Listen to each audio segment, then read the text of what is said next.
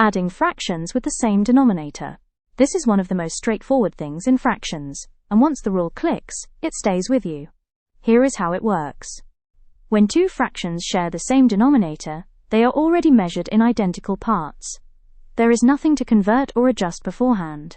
They can be added directly, which makes this the simplest form of fraction addition. The method is this: add the numerators together to get the new top number, and leave the denominator exactly as it is. That is the complete method.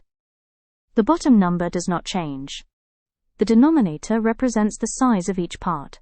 Adding fractions changes how many parts there are, not the size of each part. So the top numbers are added, and the bottom number stays. This rule holds every single time the denominators match. Think of the denominator like a unit of measurement: centimeters, grams, seconds. 2 centimeters plus 1 centimeter is 3 centimeters, not 3 of something else. The unit stays the same. Fifths work exactly the same way. 2 fifths plus 1 fifth is 3 fifths. The unit fifths does not change. 2 fifths plus 1 fifth. Check the denominators. Both are fifths, so they match. Add the numerators. 2 plus 1 equals 3. Keep the denominator, it stays 5. The answer is 3 fifths. Check whether it can be simplified. In this case, it cannot. 3 fifths is already in its simplest form. This comes up in a range of everyday situations. Adding time, half an hour plus a quarter of an hour. Splitting a bill and combining fractional shares.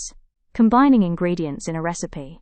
Any time parts of the same whole are being added together, this method applies directly. The mistake to avoid is adding the bottom numbers. 2 fifths plus 1 fifth is not 3 tenths. Adding both numbers produces a fraction that is far too small and is simply wrong. Only the numerators are added. The denominator stays as it is, unchanged, every time. To add fractions with the same denominator, confirm the denominators match, add the numerators, keep the denominator exactly the same, and simplify the answer if possible. Never add the bottom numbers. That is the complete method. Next up, adding fractions with different denominators. Follow the channel so you don't miss it. Thanks for watching.